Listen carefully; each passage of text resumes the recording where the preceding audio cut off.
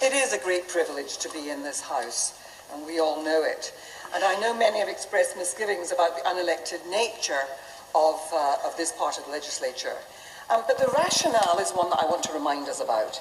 The rationale for our being here, appointed, is that we bring expertise from so many different walks of life.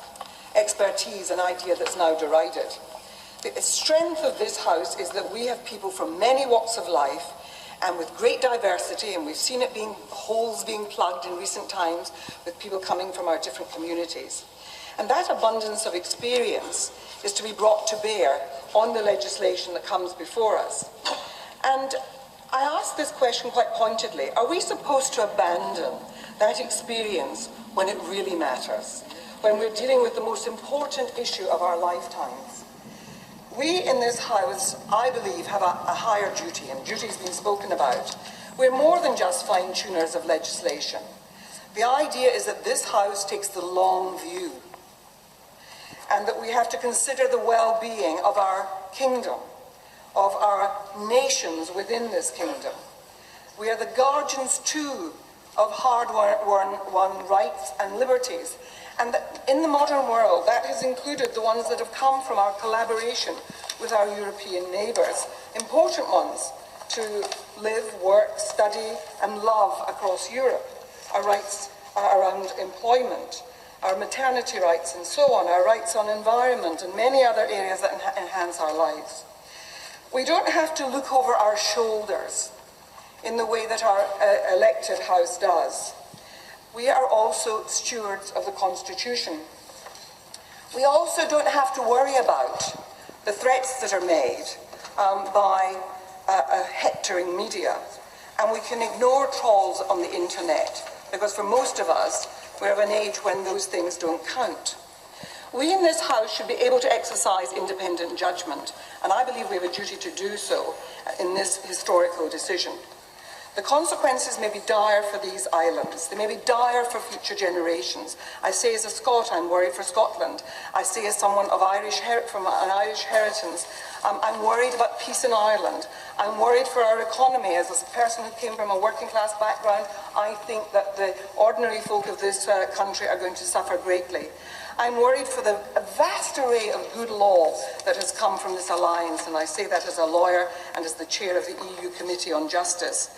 And while there is a myth that we are the victims of a whole wash of law that's come from Europe, in fact we have contributed greatly to the creation of that law, harmonising standards, ensuring the judgments in our courts are enforced easily and speedily throughout the throughout the European Union, and protecting small businesses doing business with those other countries. The consumer rights that we've created, the quality of goods that are being sold have to meet our standards.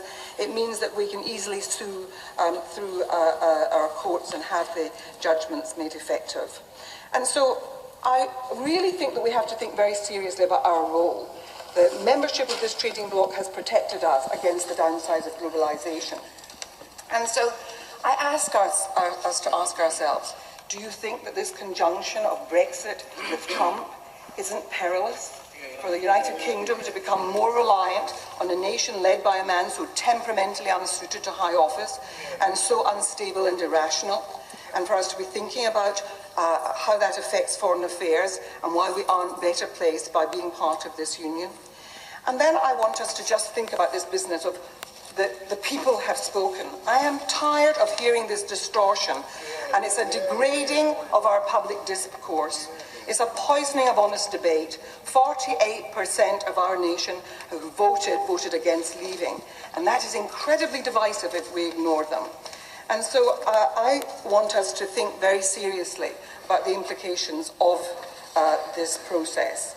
Like others, I reject the triggering of Article 50 in the way that the government has laid it out, telling us that the single market is already off the table.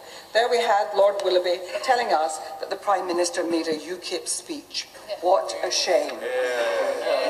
The government has now agreed that the final deal will come before both houses. But I want to ask this question. A statement like that does not have, it has political force, but it doesn't have legal force. So what does the promise mean if it's not on the face of the bill? I'm concerned about what happens if Parliament doesn't, if our negotiators don't reach an agreement and Parliament votes against the agreement.